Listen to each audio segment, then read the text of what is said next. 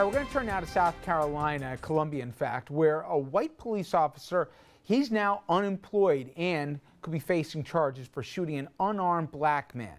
Police say that former state trooper Sean Gruber, he pulled the man over for a seatbelt violation, and the dash cam in his police cruiser, it caught the whole incident, including the audio, on tape.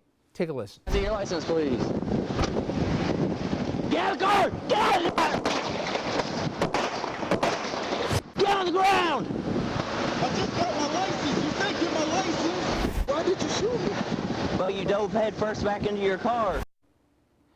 Now, the man was shot in the hip, and the officer, as we say, fired. Thankfully, the man will recover. The officer, for his part, a former officer, facing felony charges, and he could face up to 20 years in prison if convicted. And this is not in a vacuum here. We have seen countless cases, seemingly in the past year, similar to this one unfold. Take the case out of New Mexico, where dash cam video caught a state trooper firing 3 shots into a minivan driven by a mother, and her children, ages 5, 6, and 18, were in the car as well. Most recently, we know the shooting death of an unarmed teen, Michael Brown, in Ferguson, Missouri, which ignited the debate over the tumultuous relationship between a heavily minority community here and a police department overwhelmingly white. Closer to home, take the death of Eric Garner, who died after being put in a chokehold by an NYPD officer over the past summer. Actor Wendell Pierce, many of you may know him from his roles in The Wire, The Twilight Saga, and other both film and television roles. He was on Bill Maher recently, and he talked about his own personal experiences and fears when it comes to police. When the lights go out and I go out in the street and I get behind the wheel of my car, the most dangerous moment I ever have in my life is when a police officer pulls me over. Every black man in America knows that when that happens, there's actually a possibility his life may come to an end, and that shouldn't happen.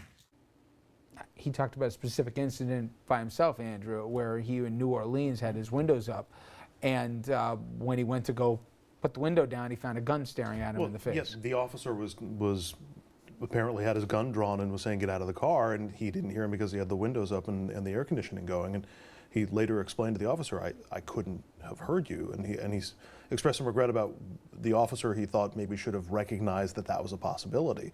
But it's, you know, I think he expresses in the clip that we just heard the fear of a lot of African Americans in this country that any run-in with the police could be their last. Dominic speaks about this regularly, conversations he's had with his son, but that clip, Shelly, out of South Carolina, none of us, and I say this without reservation, if we got pulled over for a seatbelt violation, cop told us to go get our license, any of the 4 of us reached in, we wouldn't have a bullet in our hip. 4 bullets. 4 bullets. It's just, you see that. And there wasn't even a second of, oh my God, what have I done? I'm sorry. You were reaching for something. The matter-of-factness of it, and I've talked to people who've seen that clip, and for some reason, for some, there isn't even, I don't even know whether it was gray area, but there wasn't even a gray area like the Garner case or the Brown case or whatever else. They said, my God, he shot him for that. And I don't know. I think it's overdue for a national dialogue. I think sometimes some folks in the white population believe, oh, there's just a lot of whining here. It's not really that different, black or white. Just don't hassle the cops and everything will be fine. There is a difference. I mean, you're in the Yonkers community. I mean, thankfully you haven't had this situation like this develop, but yet I'm sure you must hear complaints about unequal justice at times. I do, and we do. And I have to say that I've talked to a number of police officers in Yonkers after this, and first of all, you're heartsick. You're just heartsick to see that. It's so personally distressing. The man could easily have been dead. He completely complied. You could not ask for someone who did more of what the officer asked than to turn around. Apparently, he felt that in his packed wallet that he didn't have his wallet, so he reached in. But he certainly, he absolutely did everything a person can do. And then he was shot. It's one, it's so personally distressing, but 2, from an institutional point of view, we do have to have a conversation, and people don't like the conversation. Nope. It's uncomfortable. I've talked to a lot of officers. They wish we didn't have to have this, but we have to have it, and our communities demand it. And again, I go back to better policing is extremely important. You need to have police chiefs and commissioners and people on the ground who really get this issue. This issue is out there and it is not going away. It's also incredibly difficult because police are trained to assume that any encounter could be a potentially deadly one.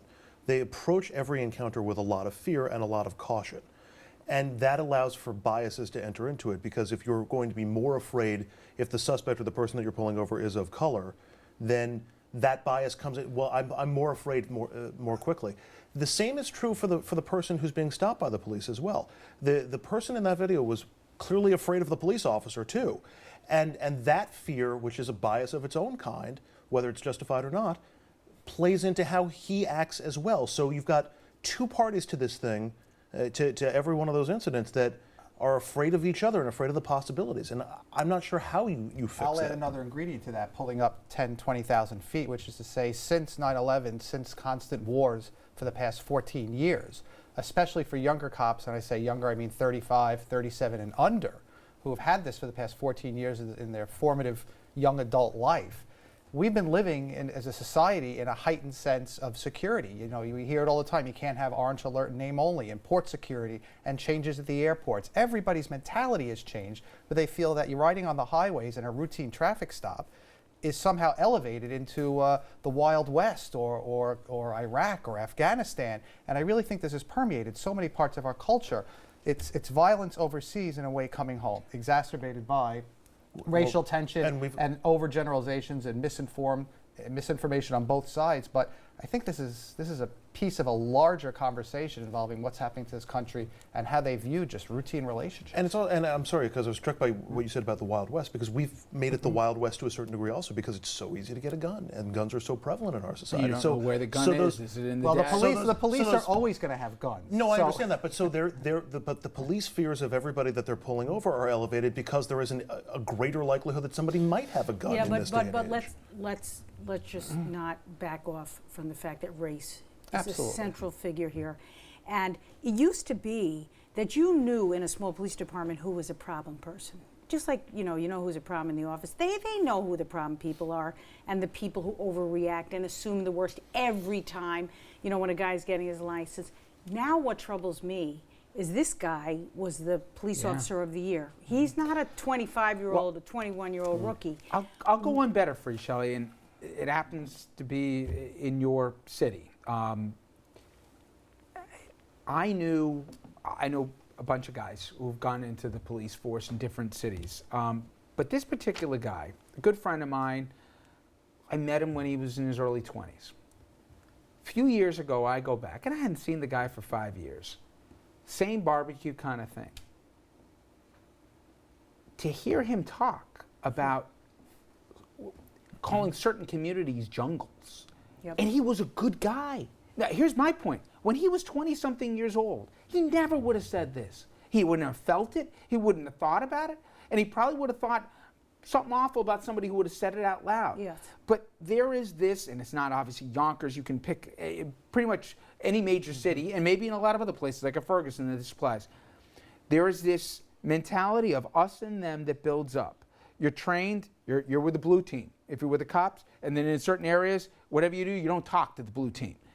And they go into whatever situation, not all, some, where they're expecting the worst, and they're going to react accordingly.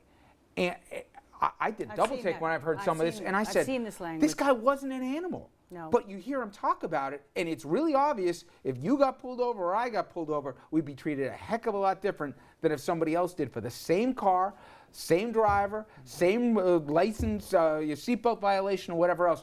And it struck me because this wasn't, I knew the guy and he changed. And they tell me it happens a lot. I've heard the language. I hear it, unfortunately, more than I care to. But again, and it's not the only solution, but every mayor must pick a police chief that exerts leadership on these issues. They cannot be like in Ferguson, where now he apologizes. Did you hear the latest?